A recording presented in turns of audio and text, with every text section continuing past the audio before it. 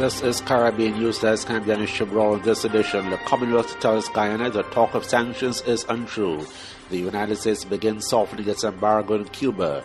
Caricom and the U.S. pledge their support to Haiti at the Organization of American States. And in Jamaica, rolling out events to celebrate the 70th birthday of the legendary singer Bob Marley. Details coming up. We are one Caribbean, one people, one nation. Facing the same destiny. So separated we are as one. Let's come together. One market economy. Caribbean is how it should be. Let's support Caricom for Caribbean unity. It takes you, it takes me for Caribbean unity.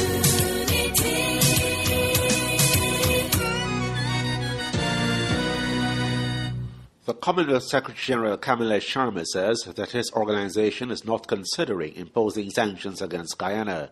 The Foreign Ministry said its Minister Carolyn Rodriguez-Burkett on an inquiry has been told by Mr. Sharma that there has been no discussion by that organization about the situation in Guyana with the British government, its High Commissioner in Guyana, or by any other Commonwealth body.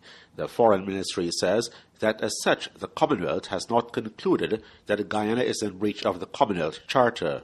Guyana's inquiry of the Commonwealth Secretary-General came less than 1 week after the British High Commissioner Andrew Ayres said that a 2-month-old suspension of Guyana's parliament and the country's failure to hold local government elections in 20 years has seen the country being increasingly of concern at the Commonwealth.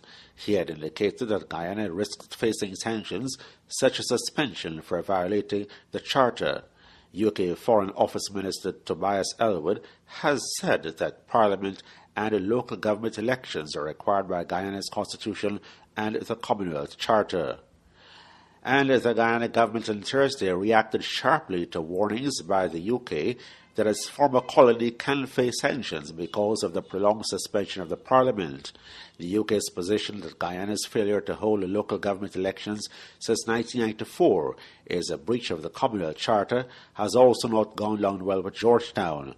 As a result, the British government has said that Guyana is at grave risk of being listed by the Commonwealth as a country of concern and could be referred to the Commonwealth Ministerial Action Group that deals with persistent serious violations of that organization's political values. Head of the Presidential Secretariat, Dr. Roger Luncheon, made known Guyana's position in response to UK High Commissioner Andrew Ayres' suggestion that bilateral aid may be cut due to a lack of parliamentary oversight. His attempts to damage Guyana's credibility and its economic prospects considered by cabinet to be unpardonable. The sentiment is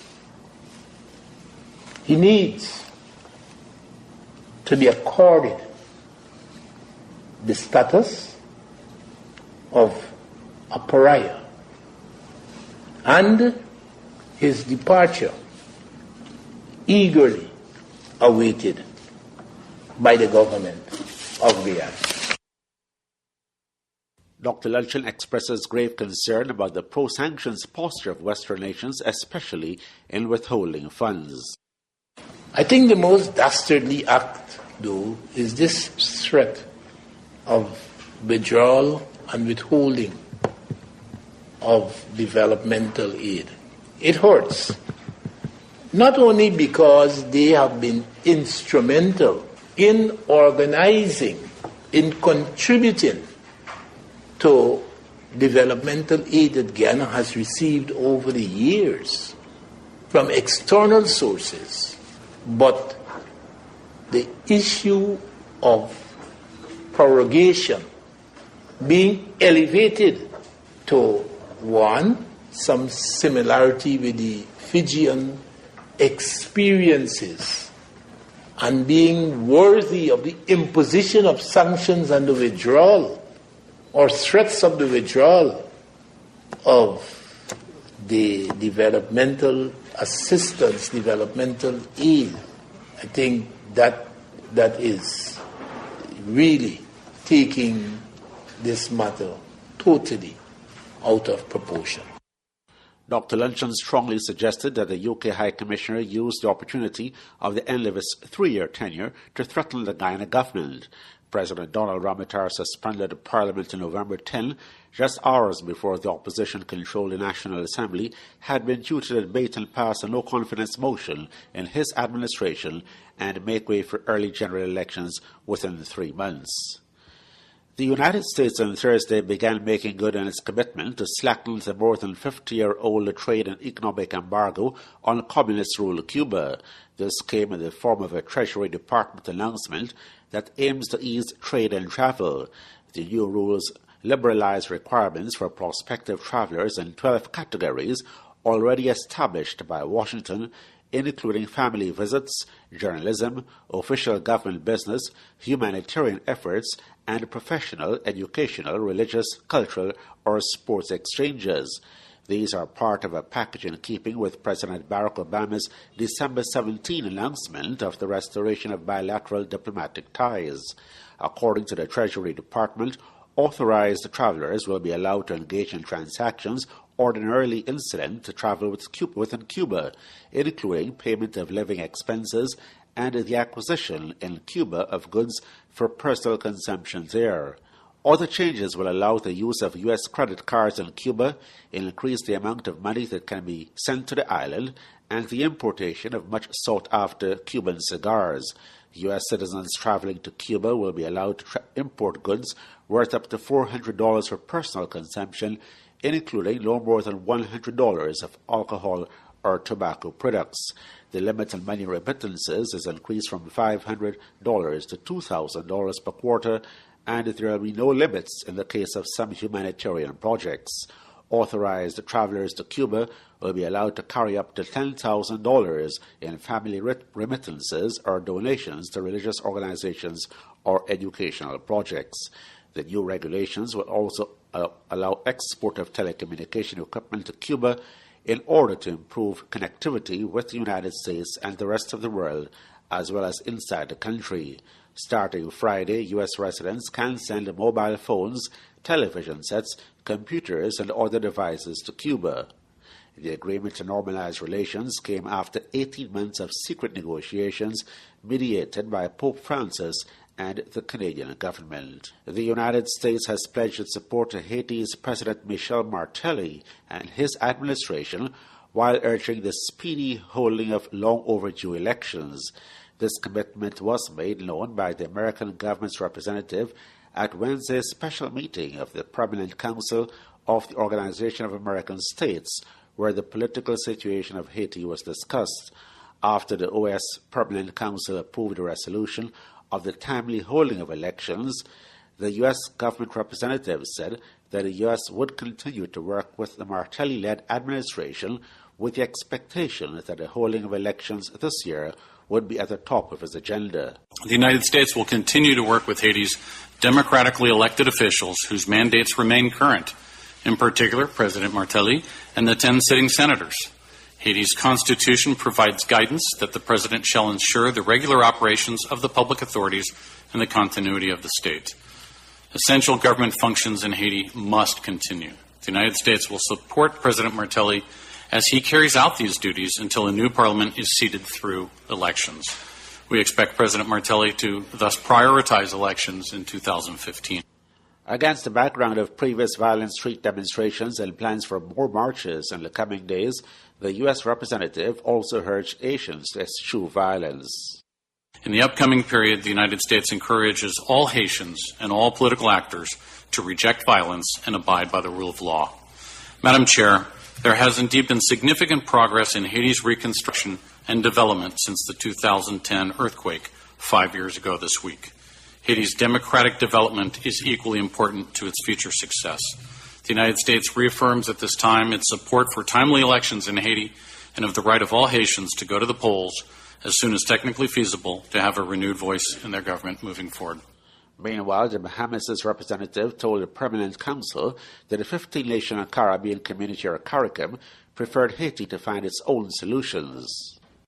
I wish to affirm Caricom's expectation that the OAS will continue to support, in whatever ways required, Haiti's progress towards organic solutions to the current political challenges faced, and continue to support efforts towards the fulfillment of the principles and standards set out for us in all the Inter-American Democratic Charter.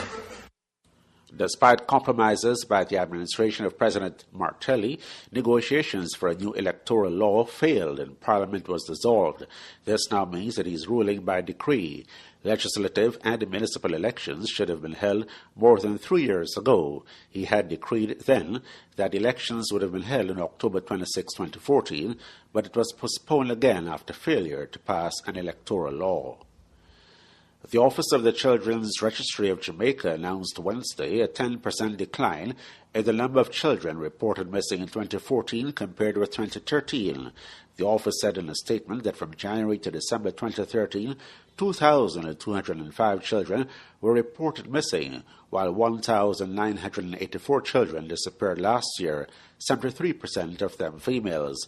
Registrar Greg Smith said that the missing children statistics recorded for 2014 when compared to 2013 support the fact that the Nanda alert system is indeed working effectively.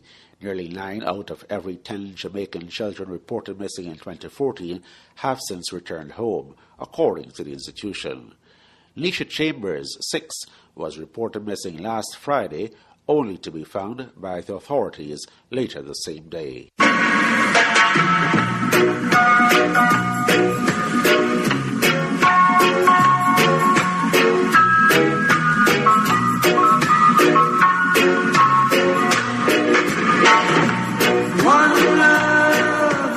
The Jamaica government has scheduled for February a series of events to commemorate the 70th anniversary of the birth of late reggae icon Bob Marley.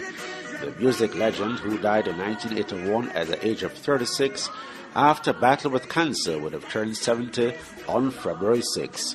Marley, one of the best-selling artists of all time, is Jamaica's most famous son and the most prominent exponent of both reggae music and Rastafarianism. The celebration will commence on February 6 with a series of symposia at the Bob Marley's Museum in Kingston, focusing on several topics including reggae music, reggae and fashion, and marijuana and the economy. Other scheduled events include a February 7 free concert on the Kingston waterfront on February 7, featuring Jamaican and international reggae artists, and the One Love Celebrity Soccer match. Marley, who received the UN Peace Medal of the Third World in 1978, was posthumously inducted into the Rock and Hall of Fame in 1994, and the BBC proclaimed his One Love as Song of the Millennium. And I will feel alright.